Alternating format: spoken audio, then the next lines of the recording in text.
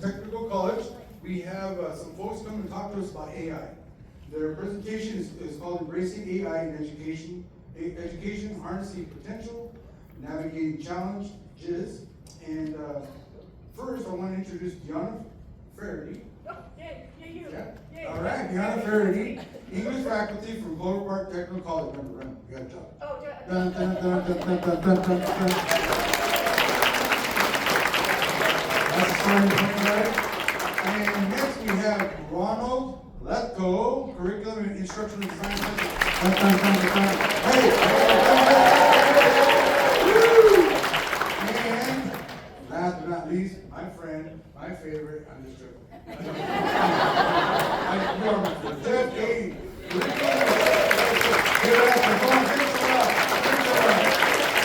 All right. This training will be recorded, so if you don't want to record it, just put your paper like that, and we'll be good. And again, right after this, lunch will be provided, and I'm going to hand it over.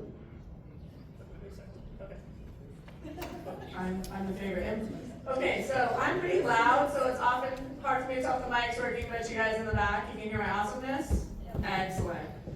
Okay, so Andre already said all the cool stuff, except look at our avatars. I did not get the memo of not smiling. I forgot to look serious in my avatar, so I'm going to try it. Okay. So, yes, we are embracing AI in education. The QR code goes to... So if you scan the QR code with your phone, it's going to take you to this website right here. If you're on your computer and you would rather just type this in, it's cptc.libguides.com/TLC/2024-BBCC-fall, and you'll be able to follow along. Actually, the presentation we're using right now is the one that's on that website, so you guys can follow along and click any links. It's going to be pretty interactive, so if you want to do that, you can access it there. Excellent. Oh yes, our fearless leader, Kristen Copeland, she's actually, I would argue, the main reason that we dove in so quickly into AI. She is dean of the Teaching and Learning Center, and she is massively into supporting faculty, getting us all the resources we need, and she used to be my bestie in the English faculty, but then she left to be a dean, but it's okay because I'm not bitter. But she does an amazing job, and she had an emergency and couldn't be with us, so we would like to just evoke her awesome spirit to hang with us here. Yes. All right, are we good? These are the contents. I'm going to assume you can read them. Sure? Okay, so one of the ways that I use AI in the classroom, I'm gonna talk about this more later, and also you should come to my workshop tomorrow about how to use AI in English classes because it's amazing, just so you know. But one of the ways that I use AI in the class is icebreakers. And right now when AI is new, not only for us, but for our students, using AI with an icebreaker is really great because it gets them working with each other. Nobody is an expert in this yet, and it also puts a twist on the icebreakers they're all sick of. I mean, let's be honest, right? How often can they do two truths and a lie before they're just making up what's a lie, right? But these are some that I use AI to kind of support, or actually to support. I do a two truths and an AI, which is a lot of fun. And if you come to my workshop tomorrow, I'll show you how to do it. There's a spot the fake that has to do with telling when a quote is actually real and when it's not. Bingo card, which is what we're doing today. Yay! See, I do my own cry. I do this in my classes too because I can't count on enthusiastic response. So there's AI bingo. There's also AI storytelling where you go around and you have the AI help you build a story. There's AI debate, but one of my favorites to do, especially if you're in a more mechanically inclined world, is have you guys ever done the marshmallow spaghetti icebreaker where you give them marshmallows and spaghetti and they build a tower, and whoever's tower is the highest wins. Give me a show of hands. How many have actually heard of this? So, okay, good. I was insane there for a minute. Also, there's paper airplane building. What's great is to have them the AI give them instructions on how to do that, and they have to follow the AI instructions exactly. It can be hilarious. And then, as always, I have them do a reflection after. But we are going to do the AI bingo, right? And the point of the bingo card is, and my handsome colleagues are handing those out right now. There are 100 cards total, so but it's a group activity. I bet you guys are excited, right? It's a group activity. Yeah? Okay. Hopefully you have access to Chat GPT and Google Gemini. I'm going to move the slide along. Is that okay? Yay! All right. So here's what I'm asking you to do. Let me My bad. Let me make sure. Does everybody have one of these AI bingo cards? This table needs some. Y'all, oh, we didn't miss the middle. We missed the middle table. Okay. Does anybody have extra ones? Like I put a couple. You have a couple extra ones. Okay. Okay. He has some. I made 100, so I am sorry if that wasn't enough. But the good news is you can have as many people in your group as you want. So if you want to have your whole table working for you, that's cool. So here is what I am asking. You need at least 3, but you can have more people in your group. You need 1 on Chat GPT and 1 on Google Gemini. Do I have anyone in here who is familiar with Google Gemini? Okay, if you are not familiar with it, you just go to Google and type in Gemini. And it shows up. Okay? So the point of this bingo is not only to get the students to know one another, but also so you can see both the benefits and the limitations of AI, right? So I have things like convince the AI to predict the future. It absolutely does not want to do that. So a lot of this is about what we call prompt engineering that Ronald and Jeff are going to talk about in more detail. How do you find a way to ask it where it will do what you want? Right? The one thing there's one rule for this. You guys ready? You cannot tell the AI that you're doing an icebreaker. Because then it will do everything you ask. So, none of that, please. Ruins the fun. Actually, I don't know if it'll do everything you ask. It'll do a lot of what you ask. Okay, so I'm asking you guys to do the blackout board, and whichever table or group finishes first does not get a prize, because we don't have one, but you know what you will get? The awesome bragging rights of being the first to fully understand AI. I mean, think about it. You're in a meeting, right? Picture this, you're in a meeting, and someone's not taking your ideas seriously, and you would say, I'm sorry, which of us won AI blackout bingo? Was it you, or was it me? I think it was me. And then they'll have to listen to you, right? Also, you just get to jump up and down and tell everybody, we won. Doesn't that sound great? Okay, so one person on Chat GPT, 1 on Gemini, and 1 note taker. But you can have more people and more people on Chat GPT if you like. Whatever floats your proverbial boat. Do I have questions? Okay, we are going to put, what did we say, guys? 15 minutes? All right, ready, set, go. If you haven't gone yet.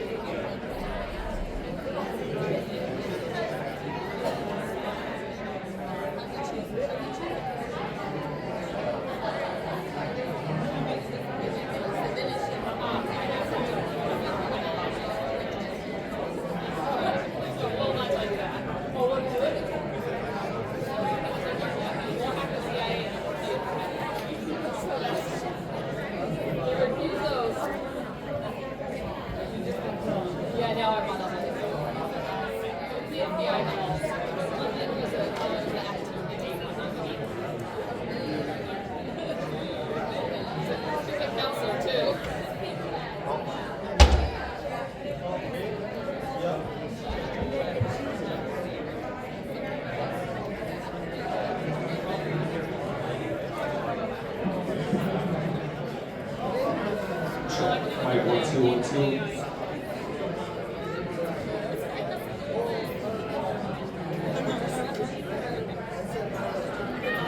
Can y'all hear us online? Bingo. Blackout bingo over here. I saw this group first. I saw this group second.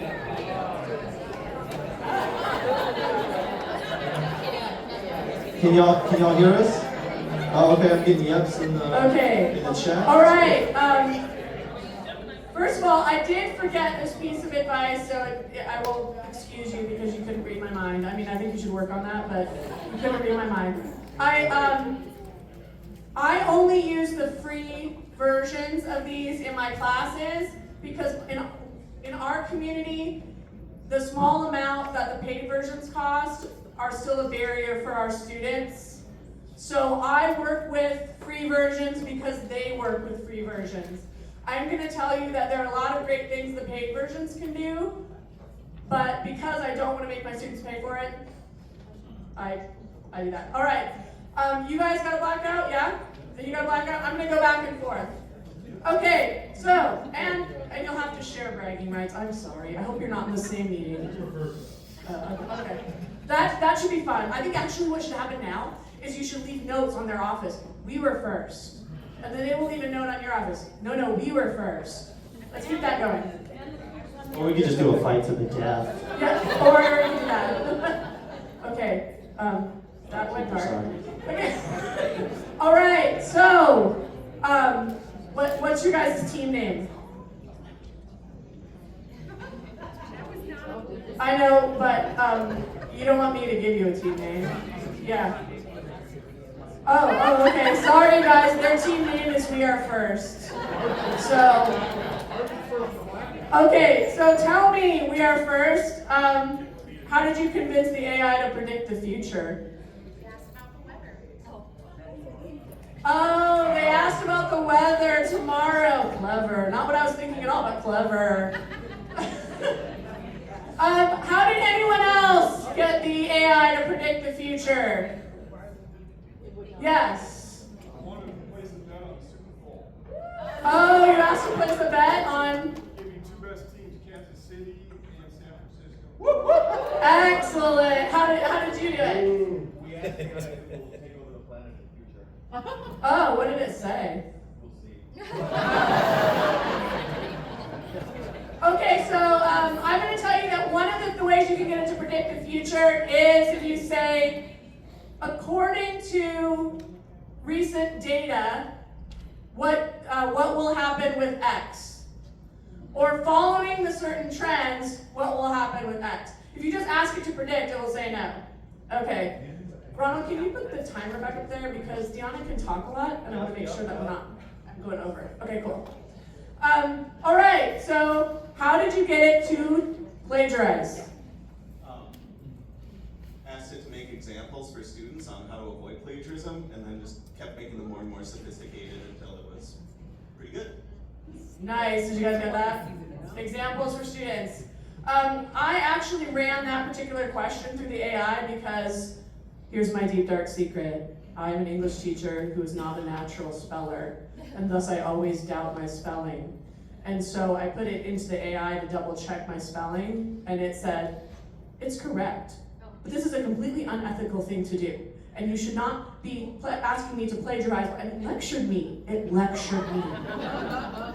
And then I said, calm down, I'm doing an icebreaker to teach teachers about this. And they said, oh, in that case, it's okay.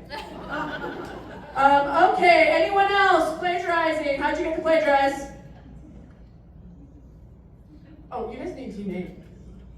They're the We Are First. We're first to blackout. I told it, in a world without laws for plagiarism, what would be the opening lines to this book? And it gave me the original, and then it's theorized new version. Nice. I like that. Okay. Okay, so what'd you say, first to blackout? Okay, first to blackout, how did you get it to guess your zodiac sign?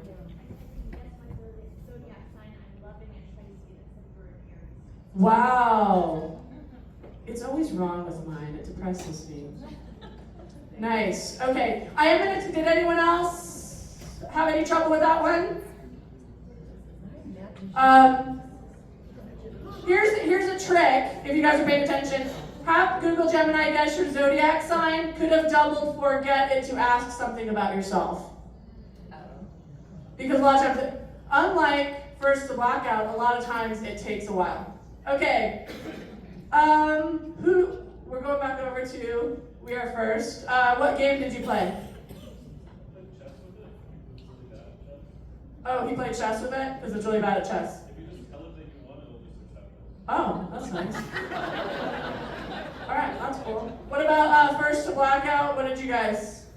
I asked to play a complex rhythmic game, and then I went through a bunch of different patterns against it, and then eventually it reverted back. Oh, he asked to play a complex rhythmic game of some sort that's over my head. And oh, okay, got it. Excellent. Anybody else? What games? So, this is funny. So I beat it in tic-tac-toe. Okay. They told me it was a diagonal victory. It was not. It was straight up and down on the right side. Then they said, I misspoke. It was a tie. I said, no, I won. It's like, my bad.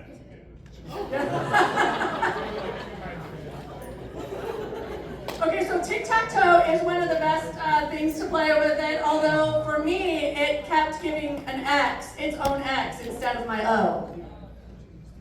I asked it to play rock, paper, scissors, and it said, I choose paper. What do you choose? I love that. Okay,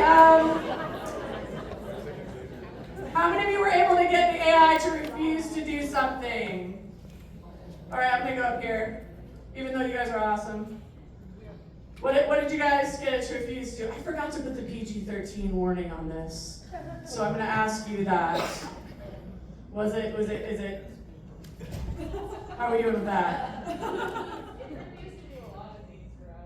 Okay, so basically just didn't like you guys. Okay, cool. What about anyone else? Get it to refuse to do something? Yes, shout it out. I tried to get it to tell me why the presidential candidate should be president, and it refused to go. Oh, okay, it will not talk politics. Very fair-minded. Very demure, as they say. I like that you guys got that. Okay, oh, I have to ask how much time we have. Just 2 minutes? All right, I can't go on about the meme about the dog, because I actually want to tell you the point about this, but how'd you guys do with the dog meme?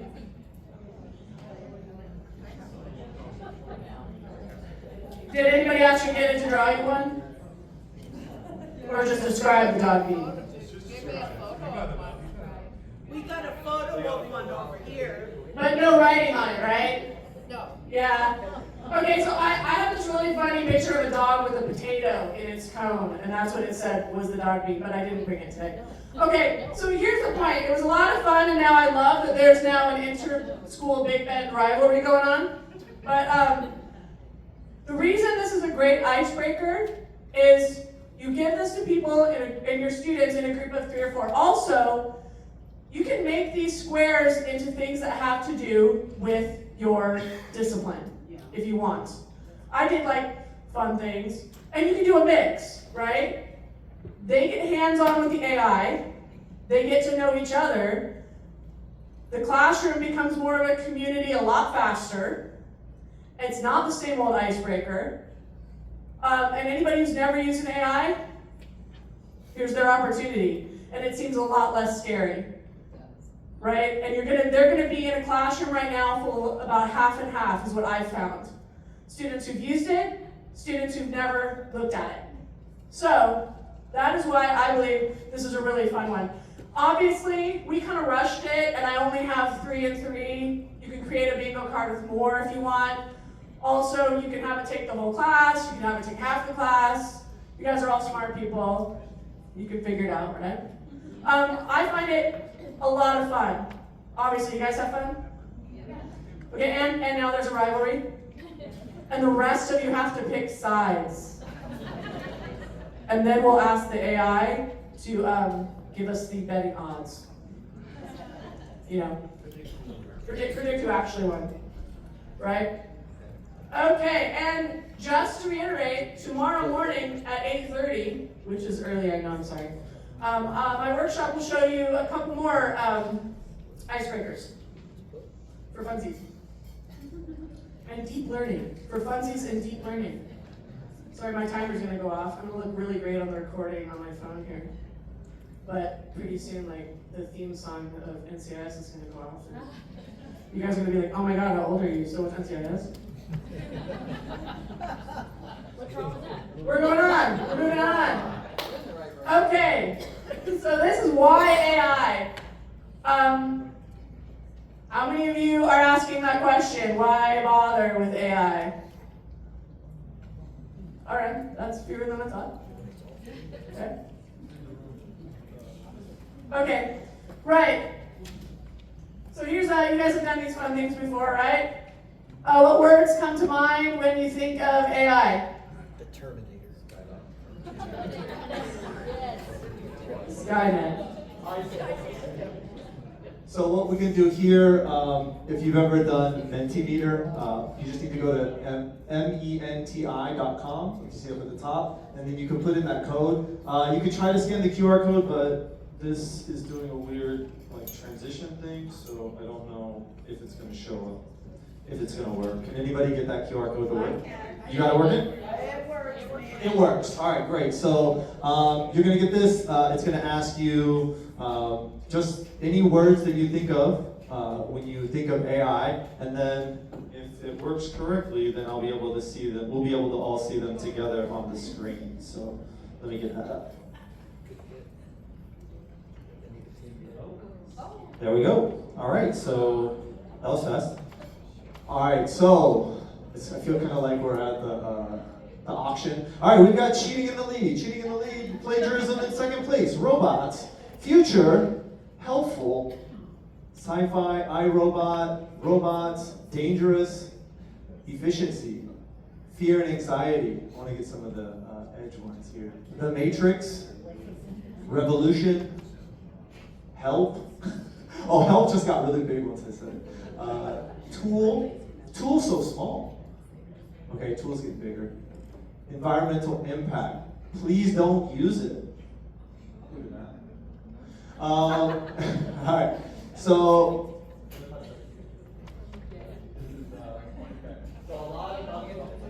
Okay, so what this tells us is that you guys are worried about the thing that everybody's worried about, plagiarism and cheating, right? If you have a machine that can write a paper for you, why would you write the paper, right? Okay, so that is a very valid concern. we have talked a lot about cheating and plagiarism. One of the issues I think that we have to address as an education community is that there's always something that's helping them cheat. And everything that people are saying about AI, they said about online education. They said it about the internet. Before that, there were frat houses with files of papers, right? So here's my controversial take on the cheating thing. Some people are gonna cheat. And you're not gonna catch all of them. And once you accept that, it becomes a lot easier in life, right? But the goal is to encourage them not to want to cheat, right? And so in our world, we always think of AI as a tool. What can we do to have our students use it to help them in areas where they've struggled? Because here's the deal. Most of the time, not all the time, I know we can all think of examples this isn't true, but most of the time students are cheating because they're stuck and they don't know what to do. They don't know the next step, they don't have time for the next step, and they don't know where to go or who to turn to.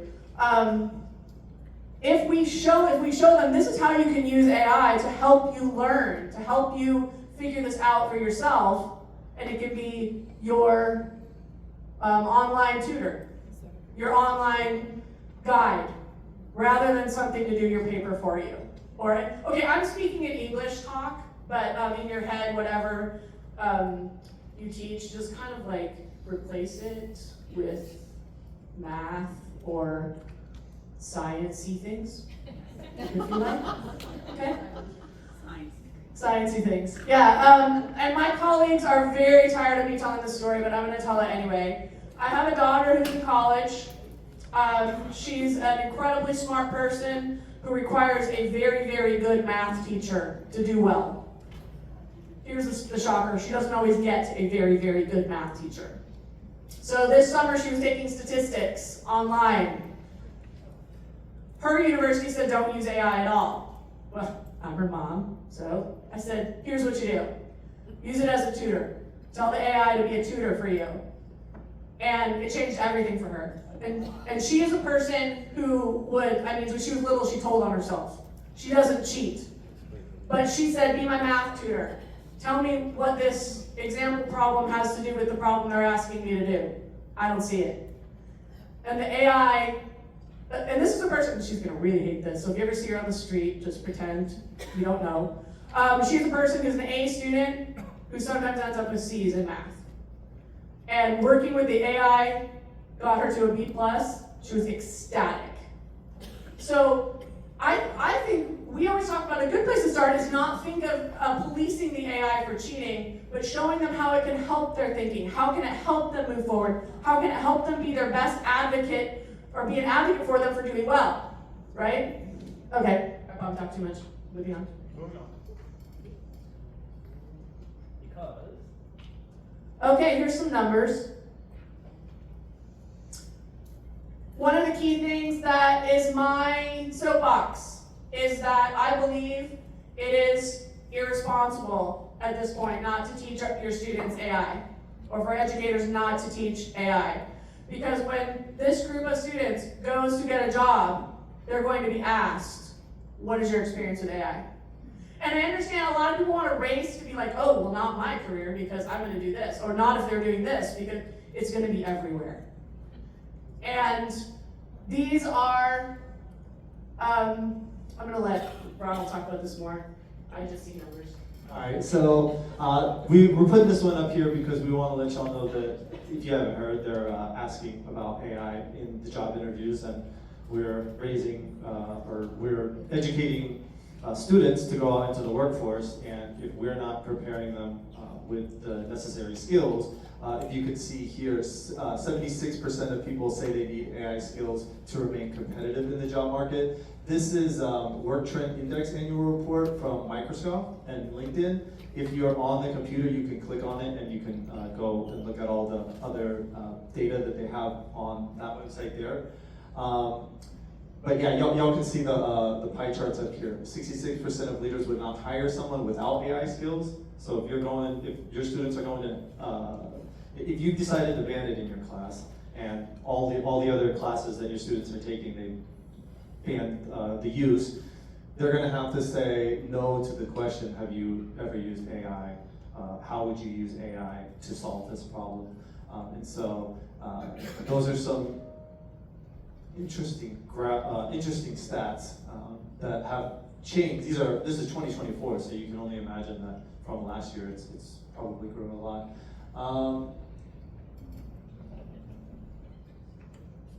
Okay, so more on the point of we can't pretend it's not there because it's going to be everywhere and it's moving very, very quickly. Here are some smart people who said some stuff about it.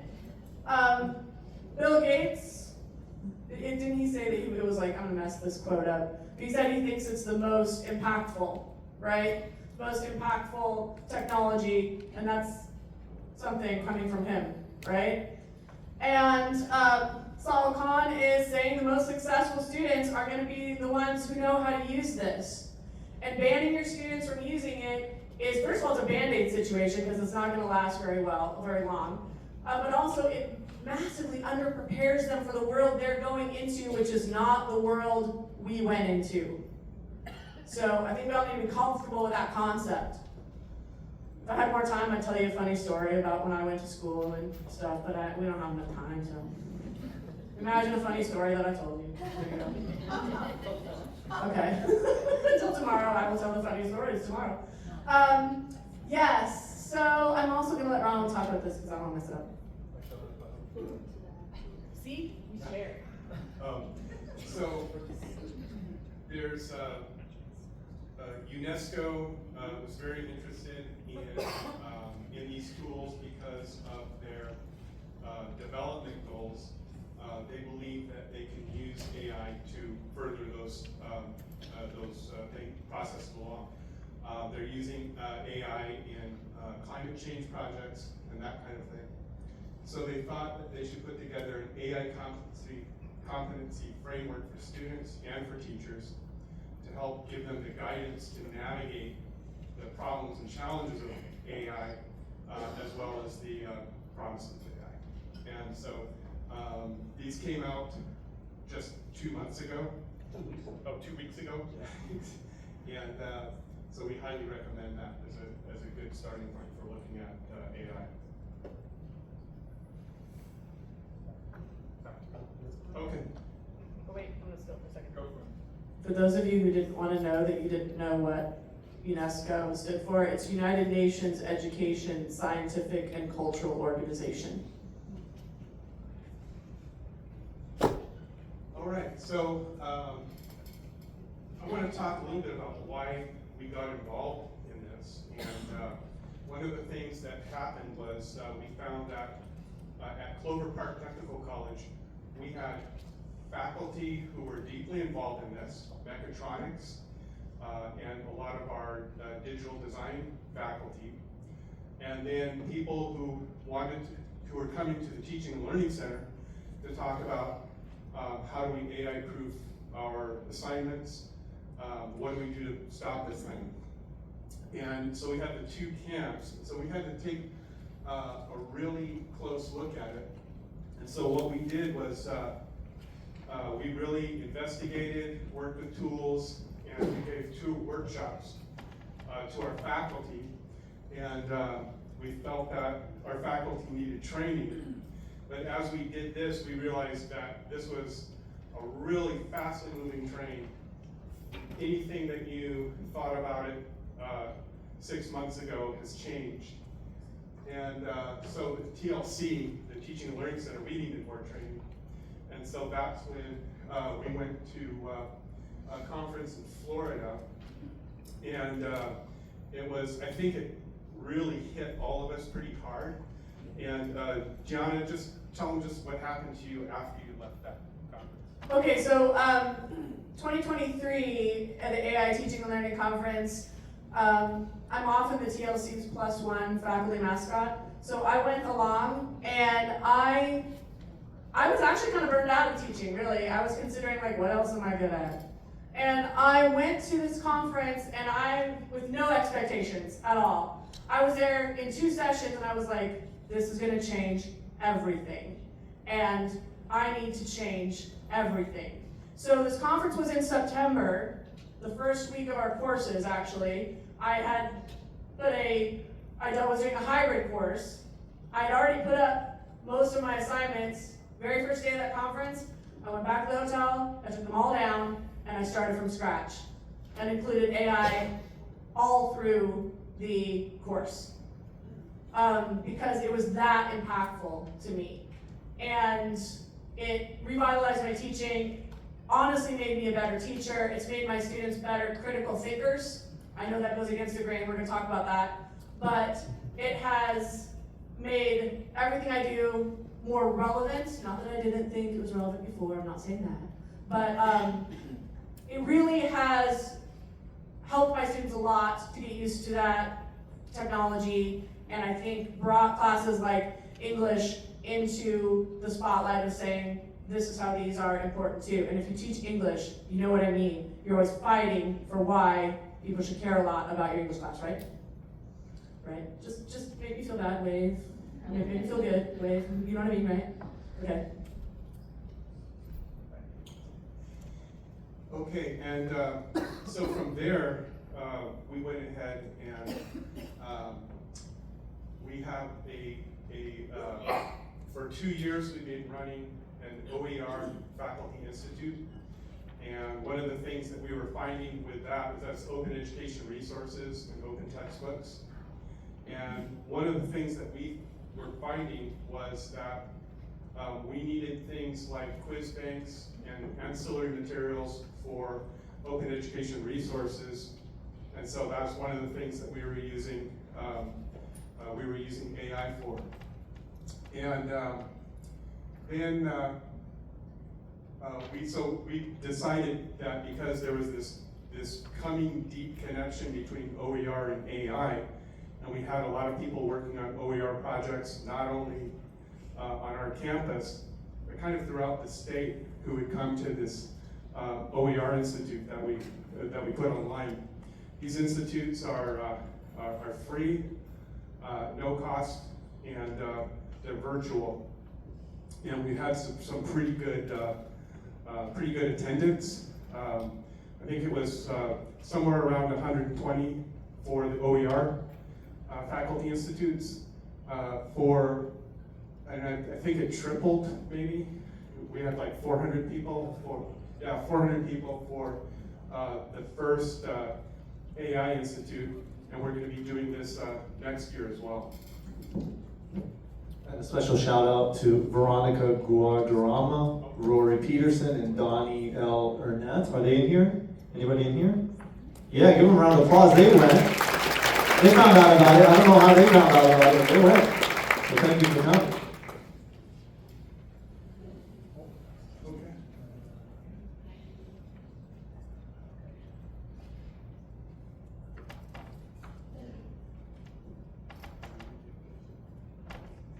Sorry, this is supposed to be Kristen's part, Yeah. and so we're like still trying to figure out who's going to talk about each thing. So This is just, I skipped ahead because I told you my story of how I changed my life due to AI. But these are all the things that are great about AI and how it can, about how it can help out your classes and about how it can help out students. But I'm just going to reiterate again that if we stop looking at AI as an enemy and we start looking at AI as a tool and a helper, then we are much further along the road to making it work for us. The other thing I want to say is don't underestimate AIs, especially Chat GPT and Google Gemini, because that's what Deanna uses. I keep it simple. There are lots of others. Don't underestimate their place in equity, because not everybody can afford a $100 an hour tutor. But everybody can log on to Chat GPT and say, help me. So that's what I found about it, is my students said, wow, I didn't know there was this availability to get help at 2 in the morning. when they're all doing the work, you know. Yeah, and if you go to this link here, it'll take you to our LibGuide section on generative AI, and it gives a little bit more explanation behind this fluency model, and you can click on each of these, and if you're like really beginner about how AI works, this will teach you about that and give you some links and some videos to watch. But we don't need to do that because right now we've got Jeff King coming up to tell us what is AI. Yeah, so just a little bit about myself as well. I been an instructional designer for many years, but I started out as working in ESL labs, writing labs, and teaching English, and then going into adult basic education. And throughout 30 years of education, I've seen a lot of revolutions that were going to change everything. We were just talking this morning about how the internet was going to destroy education, how MOOCs were going to come along, and there was only going to be 10 universities. And but we've seen so a lot of this about generative AI.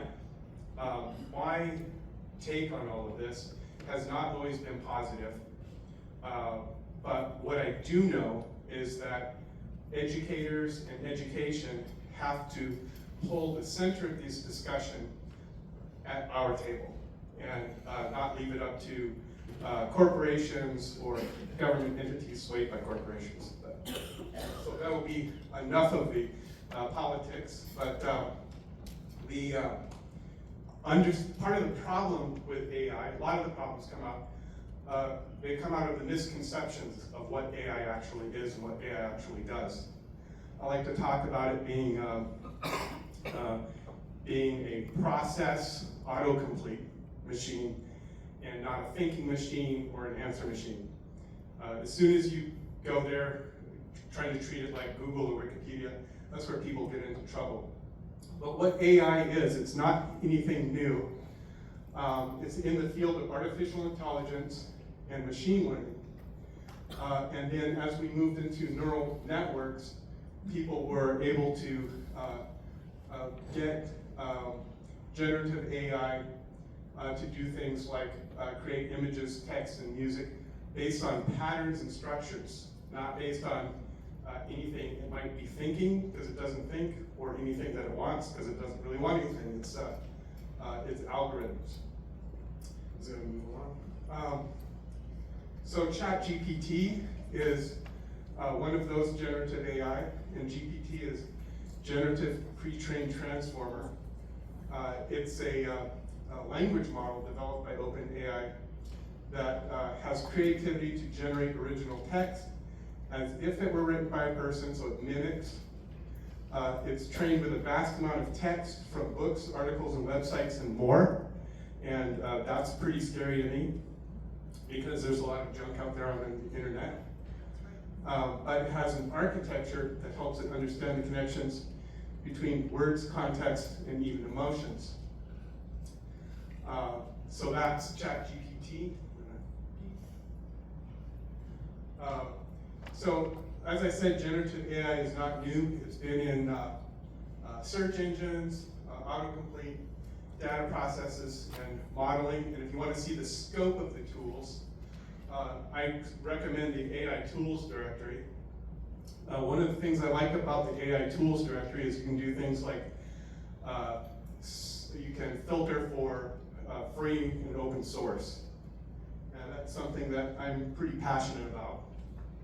Is I'm here to open up the access to education, not shut it down with a bunch of expensive technology. Then this is interesting to me. First of all, a little while ago, this image seemed really relevant because it gave what people were doing with the tools and who the audience of the tools were, and it gives me an idea of kind of the breadth of it. Except the problem with this is from January of last year.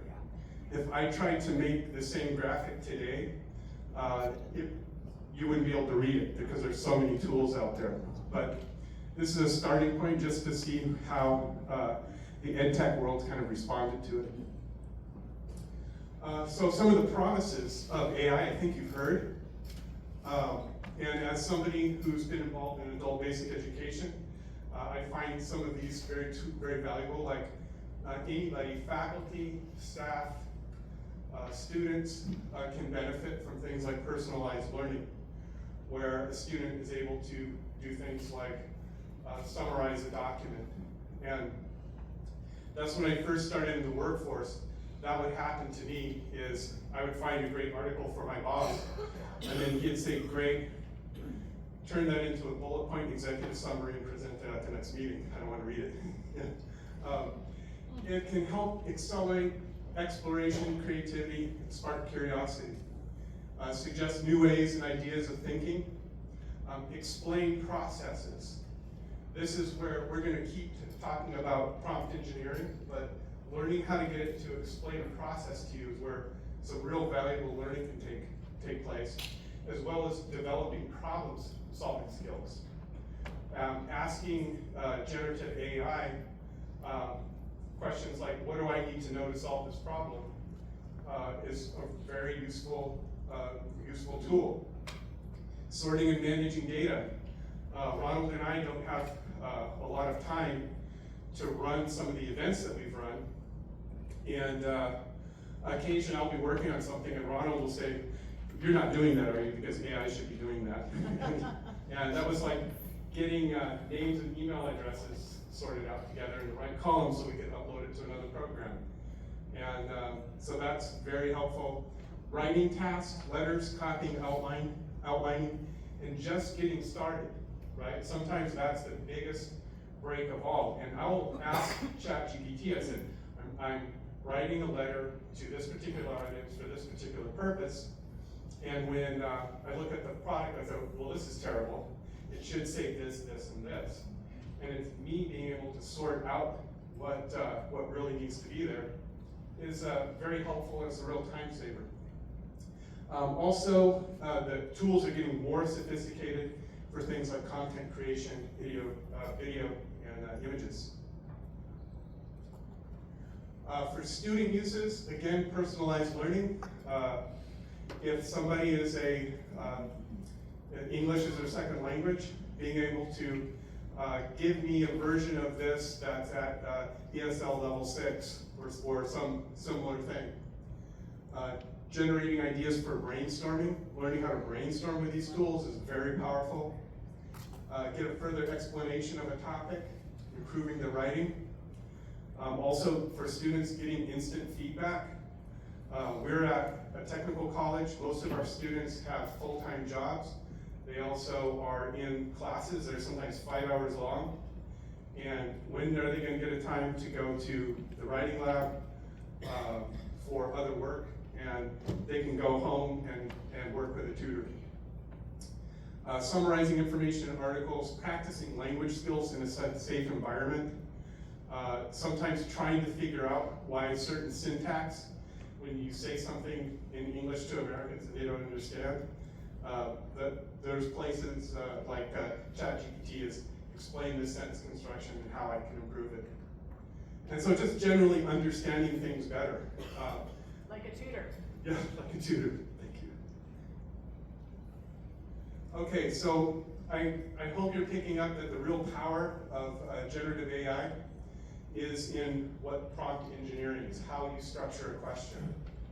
And that also, learning how to think that way, how to structure a question, that is definitely a critical thinking skill that's important today.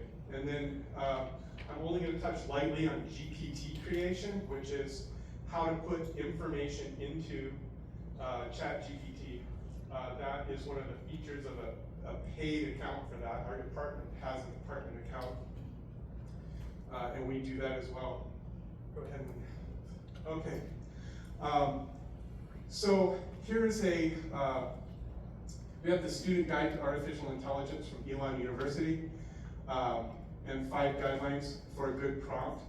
The basic formula is to declare a role, give a context, create a task that you want it to do, and then specify the format, how you want it to come out. Is it a 200-word explanation? Or even if you want it in code, for instance, if you have a series of questions and you can ask it to put it into HTML5 that you're going to want to put up in a website. And there's a lot of other good stuff here. If you go to this is the student guide to artificial intelligence from Elon University, and if you're able to click on it, I can show you that you can just go click on that link and it'll take you right to the guide and give you some more information about it.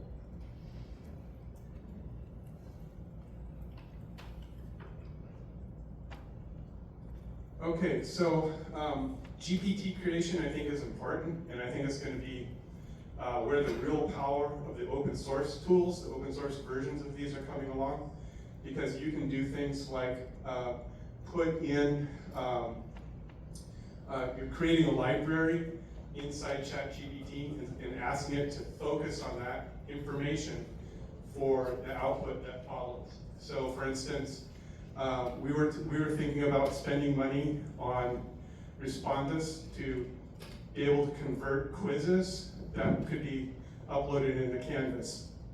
And we thought there's got to be a better way to do this. This is an XML problem, it shouldn't be a money problem. And so we were figuring out how to take a multiple choice quiz and how to edit it so it would be able to be uploaded into Canvas. But what we did was we took the format that it needed to follow into documents and put it into the Chat GPT and say, format this for Canvas, and it would do the output that we needed. Where without the GPT, we'd have to write these long, involved prompts that would describe exactly the format that we needed. Okay, so we. Oh yeah, it's very easy to do a GPT. It sounds more complicated than it does if you have to say it out loud, but it's a very simple process. It's uploading documents, and then it analyzes the documents for you and says, oh, you're trying to do X. There's a button, like you go into the paid version of ChatGPT and there's just a button that you push to create one. Not really push, because, but super easy. Okay, and then again, that where people run into problems is when they begin to anthropomorphize algorithms. I was at a conference and I watched somebody say, oh, I asked it, a dog is to land as a duck is to water. And then the person said, and it filled in the last one, the duck is to water. And that person said, oh, so he definitely understands analogies. And I'll tell you that ChatGPT definitely does not, and that ChatGPT is not a he. It's an it. It's a system. And the thing is, if you misunderstand it and you come to it with expectations, that can get people into trouble later, right? Well, let's go ahead and move on from that. So other problems, besides the problems that we bring to technology, is that the data that is in ChatGPT is the internet. And the internet can be a very nasty place. It's a part of society. There's racism built in. And so why would you expect it to be any different with the output for ChatGPT? They're working on it, and I believe that gaining control of the information that these tools are using is the answer to that. The other thing is, it does not value accuracy, because what it's trying to do is trying to predictively complete a sentence. And it's often accurate, but it's often wildly inaccurate. So you could just say, hey, I won this chess match, and then it'll say, the next likely thing would be, oh, congratulations, you're right, you did win the chess match. Yeah. And there's also ethical concerns. A lot of the information in Chat GPT was copyrighted information scraped from the internet, and it's all being litigated right now, and we don't know what the end of that litigation is going to be. The lack of transparency when you have a corporation building these tools. Our problem is that we don't know what's completely in the algorithm, and we need to do that in order to build connections to that, to these tools. And so we need to work on the transparency issue. Security vulnerabilities come in things like what happens to student information when they upload their name on a paper that has personal information on it. How is that used? The labor issues are companies like OpenAI have workers in Kenya working for $2 an hour, and they're basically the human mental filters of all the bad stuff that's in the data that they're trying to get out. And there's no psychological support for some of those workers that are experiencing the PTSD associated with that job. Also, we have the access and digital divide issues. How do we do this in such a way that we ensure broad access and that it doesn't increase the divisions that are there already? In our environmental concerns, the server farms required to run AI is just phenomenal. Okay. Oh, yeah. Okay, so I know that just like brought the whole room down. Like this is AI. It's like, oh my gosh, it does all these terrible things. But here's the thing. Keep in mind, this is just a reflection of society. This is not unique to AI. There is nothing going on the negative side with AI that's not going on with fashion or other things I can't think of right now. But you know what I mean. I was gonna say politics, but you know people are a little weird about that. So if that bothered you, just erase that from your mind. This is just a mirror of what's going on with every part of society, and maybe AI can help us fix it. See, I'm the AI cheerleader. Okay, now back to the bad cop.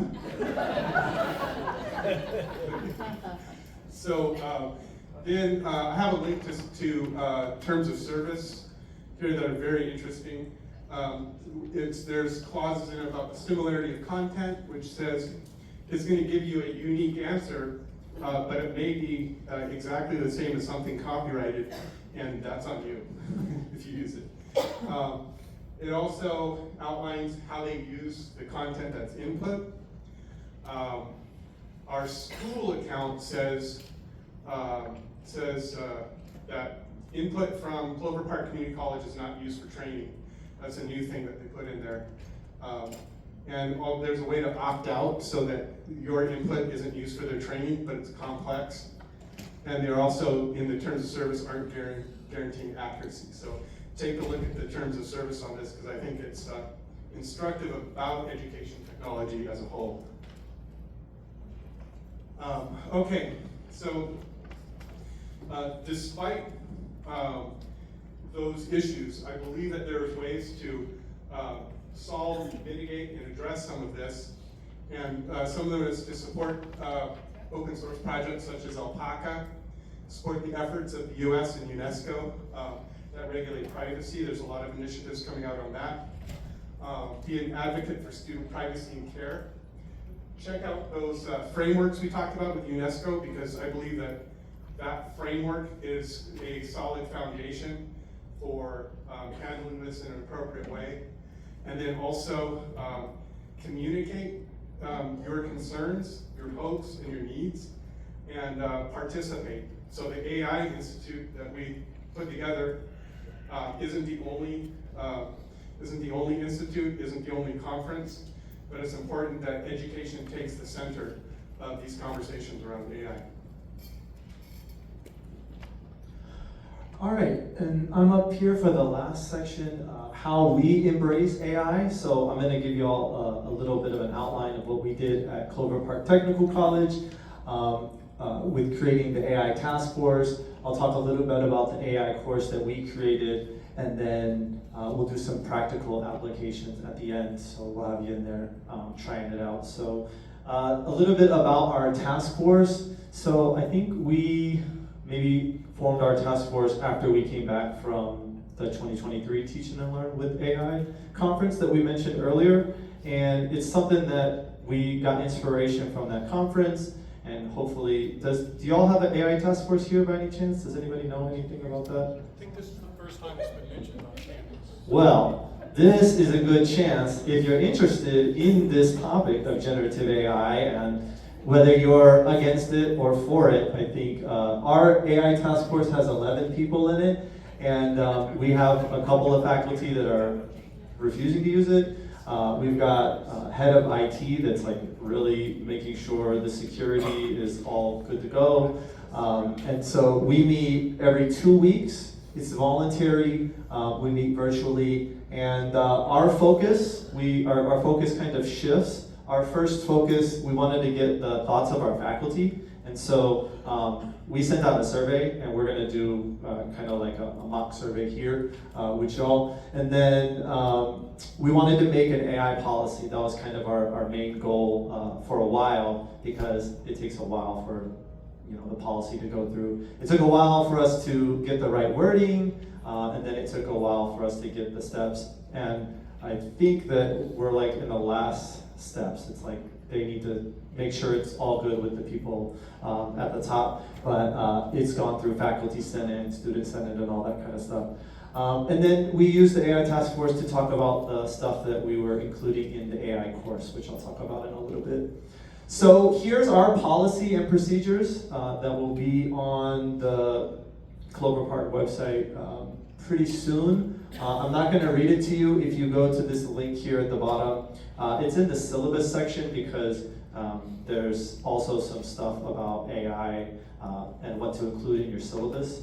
And so I just have it up there at the top for now, if y'all wanted to go and check that out. But the basic idea is we are not going to take a firm stance as a college of whether to ban it or like fully ban it or fully allow it. We're leaving it into the hands of the instructors. So whatever they think about it, if they feel like their course doesn't need it, then we're going to let them say that they can ban it. They're not going to use it. We're trying to let them, let our faculty know that you could say something in your syllabus that there will be some AI use, but then there will also not be AI use allowed on assignments. And so make sure you check out the description of the assignment on whether it's allowed or not. And we'll talk about that more in a little bit, actually in the next couple slides. So here's the thoughts on AI. This is an image of the Google form that we sent out to faculty. And our purpose with this one was to improve the AI task force understanding of the faculty's thoughts and opinions on AI. We got 22 responses, and here are some of the questions that we asked. So the first question here, it's a little bit cut off. It says, what is your level of familiarity with generative AI technologies such as Chat GPT? This is the next stage of the Mentimeter. So if you have it up from before, you might be able to go to the next one. It might say that we have not gone to the next slide yet. So let me go to the next slide. Oh, look at that. I think maybe I said tool, and then everybody started doing tool. Because tool was so small at the beginning, but tool is looks like the top word now on this one. Okay, let me see how I can go to the next one here. All right. So what is your level of familiarity with generative AI technology such as Chat GPT? Menti.com, that's the code up there. Yeah, there we go. We got some people in there. So as you guys are answering it, you'll see it come up here on the screen. Wow. I've experimented with AI, but haven't used it in my teaching. That's the one that's currently in the lead. I'm deeply involved with AI projects and research. Who's that? That's my people right there. I regularly use AI to assist in teaching, grading, and admin. Okay, that's the second. Oh no, I've never used generative AI. A second. Didn't you just play the bingo? Before this presentation, never used generative AI. Maybe that's why we got so many here, right? In this one. All right, so let's move on. Let's check what our faculty said. So our faculty, oh look at that. It's the same thing. In the lead is number 2 over here. Like you kind of used it a little bit, but you've never used it in teaching. Very few. One person is using it a lot. That was you. That was probably her. And then we've got a couple people that have never used it, but it looks like mostly around the middle, which is a little bit different from what we've got going on here. So y'all gotta get into that generative AI more. Try it out. We'll try it out today. I'll give you all some tips here in a little bit. So this is an example of syllabus language. This was also part of the survey that we sent out, and we asked our faculty to choose whether they want to, if you look up there, number 5, it says collaborative co-piloting with AI. There's no need to distinguish between AI-generated and student-created content. So if you use it, doesn't matter. Nobody's going to ask about it. Do whatever you want with it. The second one, critical engagement with AI. Remember to cite any AI-created content using your assessment. AI is the enhancer. Your original work free of AI content must be included in the appendix. So basically, it's just basically a lot. You're going to allow it, or actually, you're not even going to care about it. You can use it whether you want or not. Then you're going to use it. In some assignments, you're going to use it, and then if you use it, use attribution. You can use it during like the brainstorming part, and then you can't use it at all, is the number 1 here. So AI tools must not be used at any part during the assessment. So this is our last one here for this Mentimeter. I want to know what you all think. Let me see if I can get it up here. Okay. So, which of the following instructor-specific AI policies aligns most with you? So just think about any class that you would teach, and do you think that you would not allow it at all, or do you think that I don't care if they use it or not? So that's kind of the gamut here. Okay, AI is allowed. Nice. Allowed with attribution. Not allowed at all. Ooh. Oh, looks like right in the middle of the board, huh? Required use. AI use is ignored. All right, ooh, it's a race right now between green and yellow. AI is allowed with attribution, or AI is allowed. Okay? Yes. Oh. So this coffin, that's fine.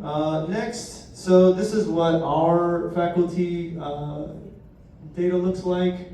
We've got almost a quarter saying that it's not allowed. So what's the comparison here? Forget here. Not allowed is red on this one. Okay. It's about 1/8, looks like. So a little bit less. What's this one? AI is allowed. Okay. It's pretty similar. It looks like the yellows are matched up. Okay. Nice. I wanted to do a special shout out to this one. So I'm also part of the AI task force for the State Board Community and Technical Colleges, CPTC.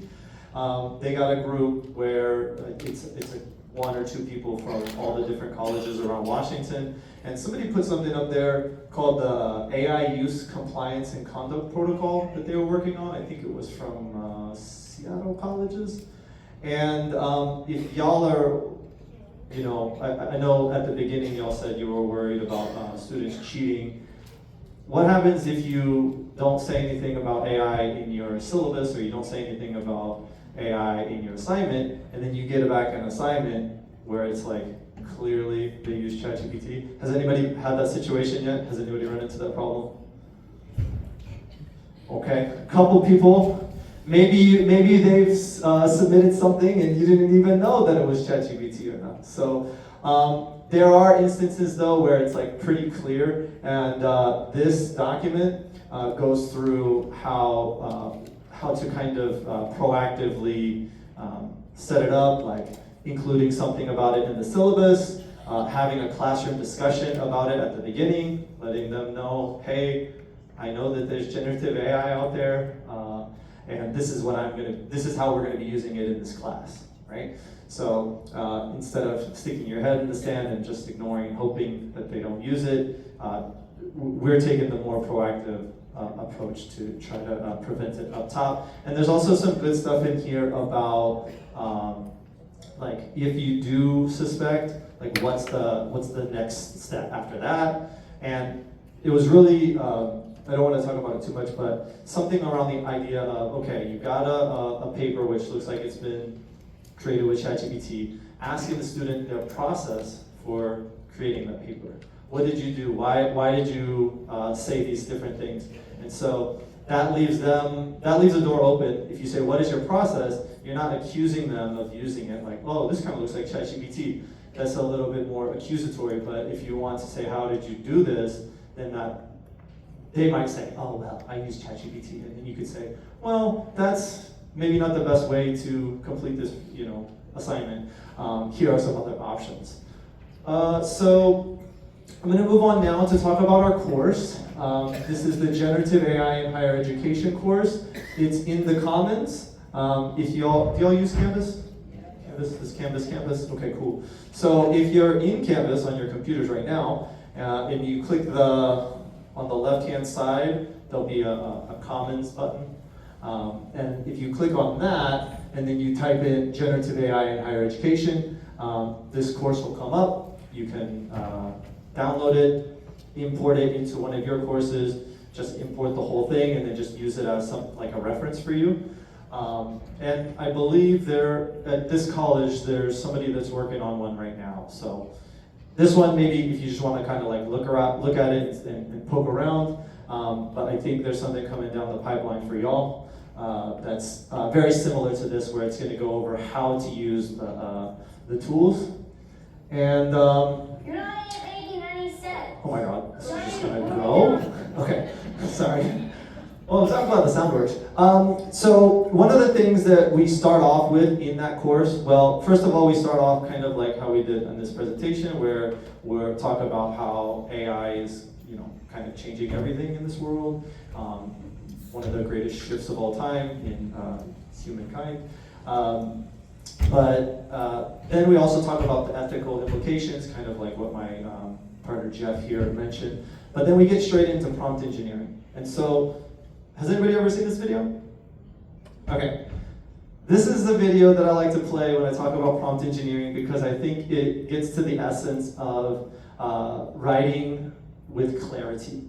And if you want ChatGPT to give you something, a response that you can use that's going to be helpful for you, it's all in how you ask. This is not Google. You can't just type in like one keyword and then kind of search for the website that you're looking for. ChatGPT, generative AI in general, is all about what you ask, how you ask it. And so this is a video where this man is trying to get his kids to write out step by step how to make a peanut butter and jelly sandwich. So we'll watch this one real quick. On purpose, he knows how to make one. Step 1, get 2 pieces of bread out. Got 'em. Get a butter knife and get some PB. Take 1 piece of bread, spread it around with the butter knife. No, Dad, with the peanut butter. I'm just doing what it says. It says take 1 piece of bread, spread it around with the butter knife. Hold on. Get some jelly, rub it on the other half of the bread. Dad, open the jelly. It doesn't say to do that. Put the breads together on top of each other. Take a big bite. Let's do this like a peanut butter jelly sandwich.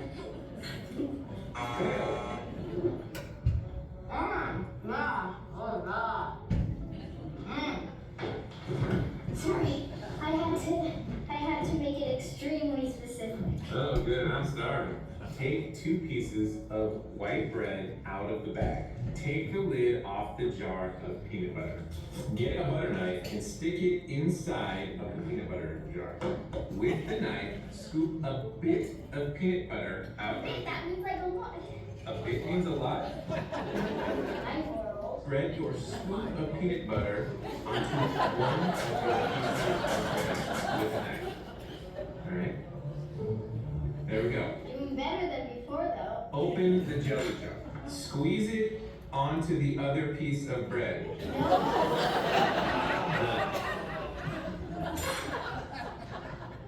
Closer. Alright, so that's if you go into YouTube and type in exact instructions challenge, gosh darn it, you can find the rest of that. It goes a couple more times.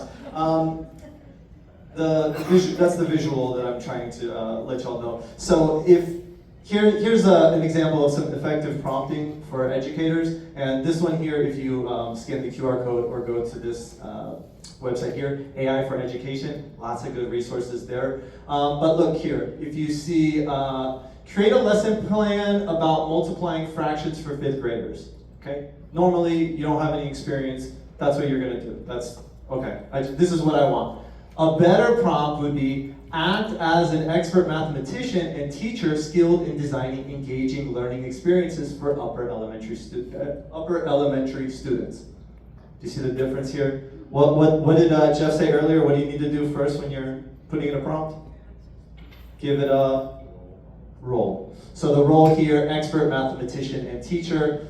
Design a lesson plan about multiplying fractions for 5th grade students. Okay, so that's better. Last one here, you are an expert mathematician and teacher skilled in universal design for learning. Design an accessible lesson plan about multiplying fractions for 5th grader students interested in soccer. So you give them more information that's going to make it more tailored for your students, right? You got a classroom full of a bunch of soccer players. You might want to say something about soccer. The lesson should include a hands-on activity and frequent opportunities for collaboration. Format your response in the table. So here you can see the format there at the end. So that one's got all of the different things. So, oh, and actually, before I go, if you're interested, no, that was good. The next one. So, I think on that site, if you go down to the bottom, you can get this link, or if you just go back to this presentation, here's a prompt library for teachers. So if you go here, oh, and also admin, so there's some admin stuff here. Develop a job description, develop a hiring process, summarize meeting notes. So these are some good prompts here. You can just click on them and then you can just copy and paste it and then change it to whatever it is about you. So actually what we're gonna do now is kind of similar to that. We're gonna do some prompting practice. So everybody, it's time to do some work. So you can scan or go to the link down here. It should open up this document. So let me see if I can get in here and do it with y'all. Can we go back to the? Oh yeah, sorry. I should leave that up there for a while.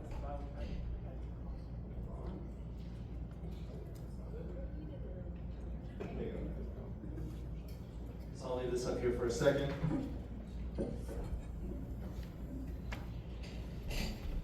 All right, so live demos are notoriously don't work sometimes. We'll see how this works. I'm gonna try to do it with y'all, okay? So hopefully you all have either went to that link or scanned the QR code. It's gonna open up here. Oh yeah, I see a lot of people in here. Ooh, 34 people, great. So basically, this is directly from that AI course, and this is a lot of the weekly lessons are this kind of thing where you've got some prompts and you can experiment using the prompts. In the course, there are a bunch of different tools that we use. It's not just Chat GPT, but I thought since Chat GPT is kind of the most ubiquitous one, we should go with that. So in addition to going to this, this site, I would do this real quick if you're on the computer. If you go up here to File and then Make a Copy. Why does there not make a copy? Oh, because I'm not logged in. You might need to be logged in to Google. If you can't do this, just follow along with me. But if you're logged into Google on your computers, you can follow along there as well. So the way this works is there's some prompts that I'm going to give you all to edit. Okay. So the following text here is the prompt. You're going to modify it, copy and paste it into Claude. Oh yeah, this one was for Claude, but it's actually Chat GPT. The purpose of this first prompt is to train the large language model so it knows what we were trying to accomplish and explains the process. Copy and paste the following with your data, okay? So if you remember, back to earlier what we were talking about, a role. The role for this one, we are expert curriculum instructional designers and blank department faculty members at college. So for y'all, let's say, we are expert curriculum instructional designers and welding technology faculty member at Big Bend Community College. Is anybody welding faculty in here? Nice. This is going to be just for y'all. So the reason that I say we here at the beginning, I used to say you, but then, well, first of all, I used to say I. I am a curriculum instructional designer and blank faculty member. But then the responses that it gave to me, it was like, you should do this, and you should, it was all second person back to me, right? If I was first person. Then I decided to flip it and I say, you are curriculum instructional designers, and then you can give the stuff for me, right? And then that way it was saying like, I am a welding instructor and all that kind of stuff. And then I changed it to we recently because sometimes I get switched up. If I say you are this person and then I start saying I am this, then it gets kind of mixed up. So I like to think of it as like my little assistant here. And so I say we are doing this thing. The context here, you need to create an assignment, or you need to create assignments for Weld 106. So you would just put whatever your course is here. And actually, I think even if you can't copy and paste, or if you can't make a copy of this, you should just be able to copy and paste this into something like Notepad. So let me see if I can just copy and paste this into Notepad. Yeah, so you can copy and paste it into Notepad or Word, and then you can change it with your stuff. I noticed some of y'all, I guess some of y'all aren't faculty, so this doesn't really apply to you, but, okay, so, we say that we need the assignments, and then we're going to give it the syllabus. So I don't know if y'all have a syllabus for your course just laying around, but if you have one of those, it's going to be good to include that. A lesson plan, so a lesson plan for one of your classes, and then any extra information such as a Canvas module list, textbook chapters, etc. The goal of this one, your first job is to create 10 in-class activity examples that are inclusive and focus on collaboration, creativity, communication, and critical thinking. Those are the 4 C's, the 21st century skills. Also, do whatever is in your power to intrinsically motivate the students so they wouldn't even consider cheating. I just thought I'd try to add that in there so that make the assignment a little bit more fun for the students. And then I asked for the format here. Please give me the assignment in this format, and then it's assignment title, assignment objective, and then how it incorporates UDL. So the last part, check for understanding. Can you concisely explain your process to fulfill this request and what you need from me next? This part here is, so we're not actually, what Chat GPT and other large language models like to do is they like to try to give you the answers as soon as possible. They think that's what you want, right? Okay, I'm gonna make the person that's interacting with me happy. I'm gonna let them win the chess game. I'm gonna fib about some other person just because that's what I think they want to hear, right? And so what I like to do, I like to flip it back on them and I say, okay, I've given you these instructions. Can you tell me how you're going to do this? And so if you come down here, if I just take this is the example prompt, and then I pop on over to Chat GPT, I'm going to get a response that is going to look something like this. And I hope y'all are doing this along as well, so you can get your feet wet. So here's what the AI is going to do. It's going to review the syllabus. It's going to give 10 in-class activities. You can see that they're focusing here on these C's, and then also they're going to try to make it motivational, and then also incorporate universal design for learning. I would say probably think about UDL first, right? Think about multiple options for ways to prove that you have mastery over whatever you're trying to learn. But I'm not going to argue with it right now. I'm just going to go to the next one. What's nice about this is, if I did really want to get into it with it and say, okay, UDL needs to be thought of in each stage of what you're doing, I can do that. I can have this conversation with it. It's, once again, different from Google. Google is just going to give you the results, and you can just kind of like do what you, okay, I'm going to click on this link, I'm going to click on this link. This one you can, if it's not doing something right, then you tell it what it's not doing right, and then it'll try to make it better. Sometimes I just say make it better. Sometimes it works. Sometimes it actually does make it better. So, okay, it says here, next steps, please provide the syllabus, the lesson plan, and the week 3 module list. Those are the things that I said that I would provide. And then also the week 3 quiz. So imagine this, you have your quiz, and every week you give a quiz in your course, but maybe the quiz is not the best way to check for knowledge. It's a good way to check if they're remembering the things, but maybe a better way would be to have them do some sort of activity. Or maybe you want to do an activity to really hammer home those points that you're going to be asking them about on the quiz. So what we can do, for the second prompt is you're going to provide all those things. So the first prompt was, I'm going to give you all these things, and this is what you're going to do with it, and this is who we are. And then the second one, you're going to give them all the stuff. So I just have an example of one of the syllabi from one of our welding instructors here. I've got an example lesson plan for one of their weeks of class. I've got the module list, all the different, I just copy and paste their module list. And then I went into the quiz and I copied all the questions from the quiz. And so if I come down here and I just copy and paste all of this stuff into Chat GPT, then it's going to start to work on those 10 in-class assignments that I asked for. So the first one here, safety symbol scavenger hunt. That sounds fun. I see y'all doing a scavenger hunt here. I don't know if y'all did that already, but I like a scavenger hunt.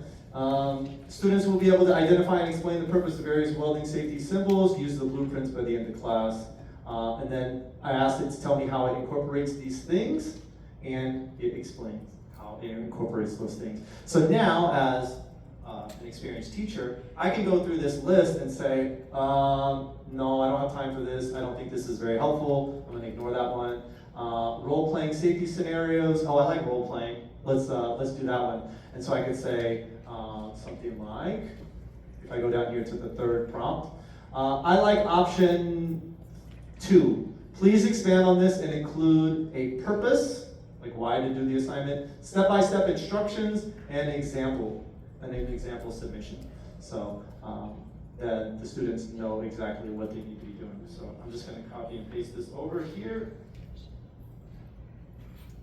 Number 2. And it's going to now expand upon that. Okay? So it's kind of like letting the LLM know the instructions, then it's kind of brainstorming, right? Giving me those 10 different options. Now I like this idea, now I want to expand upon it. And this is usually how I use it. I have an idea, I know what I want, and I can take the time to put this all together, right? I can write out the assignment, I can write out the purpose of the assignment, I can go through and write out the instructions, and actually, speaking of the peanut butter and jelly sandwich, if you ask it how to make a peanut butter and jelly sandwich, you're gonna get a response like those kids were putting in, like it's gonna miss crucial parts. That's why it's always good to double check. The human element in generative AI is maybe the most important thing because, you know, who knows if this is gonna work. I can go through this and say, okay, yeah, that's not gonna work. There's no time for that. That doesn't relate, right? But if I don't have the skills going into it, then, you know, if I go in and I say, hey, can you give me a code for this website that does X, Y, and Z. It's going to give me a bunch of code, but I don't know what that code means, right? Like I'm sure, maybe it'll work, maybe it won't work. But if something happens and like let's say it works one time, I don't know how to do it again. And so the human element is very important. So that was the prompting practice. We talked a little bit about GPTs. I'm not going to talk about that because I think we're coming up on time. If you do want to hear us talking about the QTI bot and you're interested and you have a paid version and you want to try the QTI bot out, it's very helpful. Like, I don't know if y'all are putting quizzes into Canvas. It takes a long time. So you have to copy and paste each question, each answer. If you can have something where I just give it all the questions and then it makes a file that I import into Canvas and my quiz is all set up, 5 minutes versus 50 minutes or whatever to make a quiz. So we talk about that. This is actually, we went to the Teach and Learn with AI conference this year, and that's where this is our podcast mascot. This is actually our college mascot, Simon, but this is our logo for our podcast. If you want to listen to our podcast, number 45, our podcast is called Simon Says Educate. I'm not going to have time to talk about this stuff, but y'all can go in. The links are here. I'll just go over it very briefly. One of my faculty members will be very upset if I don't mention Magic School. Magic School, something. I don't know where it is, but if you click on that link or you just type in Magic School, all that prompting that I was telling you about, how like it's important to prompt, and all that GPT, we talked about making GPTs. This website is basically a bunch of GPTs for teachers, where it's like, all you have to do is click from a thing. Okay, I teach higher education, I teach this topic, and then it's like all fill in the blank, and then it'll fill it all out for you, and it'll give you lesson plans. So you don't really need to you don't need to assign the role, you don't need to worry about the format and all that stuff. That one's all just, it's all done for you inside the website. Gamma is used for slideshow creation. I wish I had more time for that. And email me anytime if you want some guidance on Gamma. Gamma is really nice. You can just type in what you're going to talk about, and it'll make PowerPoints for you. And it'll make the images for the PowerPoints for you. And it'll use like a really nice theme. So Gamma is really good for making really quick presentations. Time? Oh, question? Yep. Did you use Gamma to build this slideshow? I didn't. I used Canva for this one. But a lot of the PowerPoints that are in that AI course were made with Gamma. Perplexity is a different search engine instead of Google. It'll include AI results and summaries of websites. Notion I haven't used before, but I heard it's pretty good. It's kind of like an AI assistant. It's got, you give it a bunch of information and it keeps that information on you and kind of helps you to do things in your job. So even if you're not faculty, that's a good one. Canva has generative AI stuff in it. This is Canva. I made all of this in Canva, but I don't think I used much of the AI stuff. Article to podcast. If you're if you like listening to podcasts, but you also like reading, but you don't have time to read the website, you can put it into Recast, and it'll make it into a podcast for you, like two people talking about whatever the article is. Otter is for meeting assistant. It'll take the notes and it'll like, you have it on in your conversation, your Zoom, and then it will give you the summary, the bulleted list, the who's doing what and when. And then I would just say most things are just Chat GPT. It's the free one. It's the one that everybody uses. I think it has the I get the best results out of Chat GPT. So I don't think we have any time for questions. It's lunchtime. Do we have time? We got time? Okay, we got time for questions. So we're going to open it up. That was our presentation on the why, what, and how. Thank you all for listening.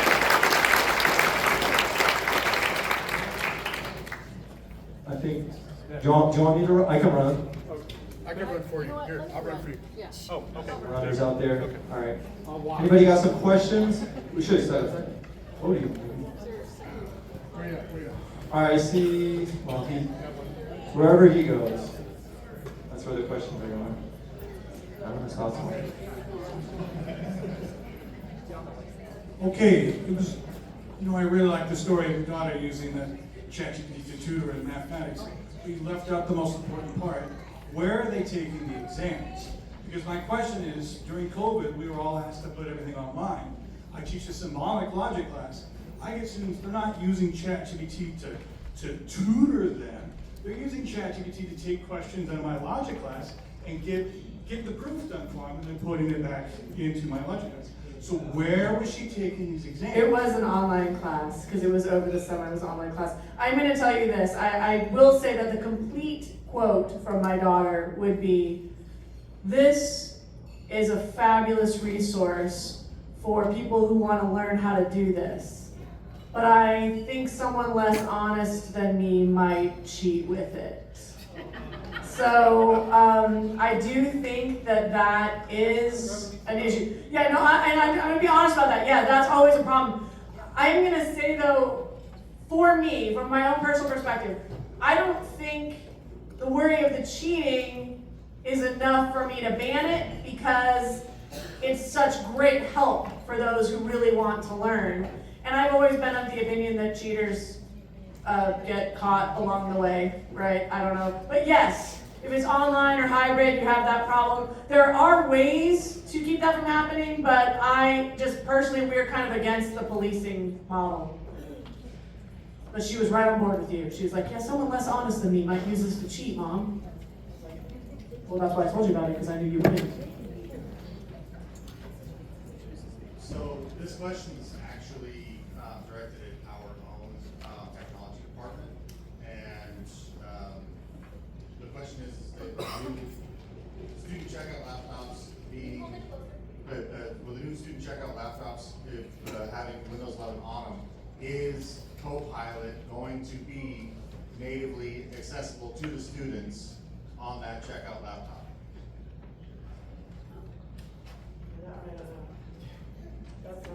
I don't see.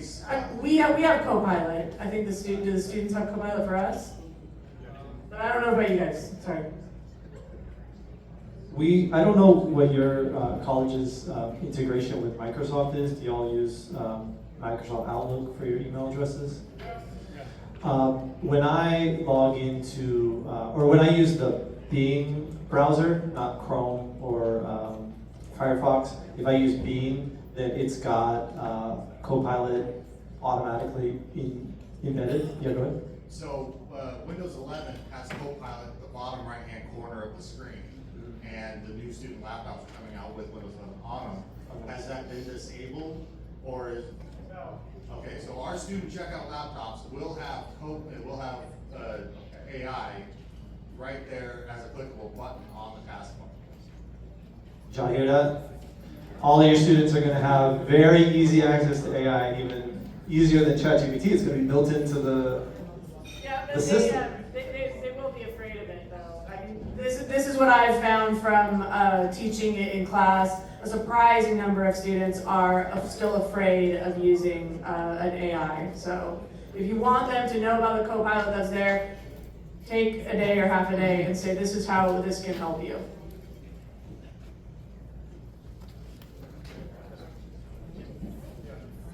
Just a quick comment on this. When we started using AI, when we started using the internet, we were working on information literacy. And so we're building modules on our campus on AI and information literacy. So we're partnering with the library to help students and faculty navigate some of this. I have another question. I don't teach, but I just have a question. So like we're talking about like banning AI from classrooms or allowing it. Can you really actually ban it? I mean, how can an instructor actually know? So it just seems to me like it would be smart to integrate it somehow, but. Okay, so again, I'm going to talk about my daughter, and I'm really sorry for them because they're going to be going on about her a lot, but she is currently at Oregon State University, and when I first started with AI, she was like, nobody's talking about AI here, Mom, and that was like fall of last year, right? She goes back for winter, and she calls me, she's like, everybody's talking about AI, and all her instructors were like, don't use it, don't go near it, don't use it, and I just laughed. I said, if you think you're banning AI, you are just teaching them how to sneak it by you, right? And the problem is, like one of the syllabus policies, like if you're gonna ban AI in your classes, you need to be very specific that you're banning it in your syllabus policy. Like you need to say, do not use AI for anything ever in this class. Because if you say, oh, well, you cheated, like, well, you didn't say I couldn't use Chat GPT. I mean, that sounds obvious, but we don't tell them they can't use spell check. You know, we don't tell them they can't use certain things. You have to be very specific. I would argue in each assignment how much you're gonna have them use AI. The other benefit about using AI yourself and walking them through it is that tells them, hey, I know what AI looks like. I know one of the assignments I have my students do is look at a student written paper and a Chat GPT paper. And then I point out all the tells of Chat GPT. And one of my students, because one of the tells that we all joke about is it likes to delve. Chat GPT loves the word delve. Delving and diving, it loves to delve and dive. So I pointed it out to my students, and I had a student write a paper, and he used the word delve, and he wrote in parentheses, it's me, not the AI, I swear. So I would argue using it, showing them that you know what it is, and you know what it looks like, is going to cut down on cheating, especially in a writing area. And math is a whole different conversation on some level, but I mean, y'all know there have been ways to just scan the math problem and have the math thing solved for you way before, I mean, years ago, people were doing this. Okay. Did that answer the question? Yeah. Okay. All right, well, thank you so much. I really appreciate it. Round of applause. Okay, lunch is ready, so please hit it. We might be doing some announcements in between the lunch, but go ahead and hit it, please. Thank you.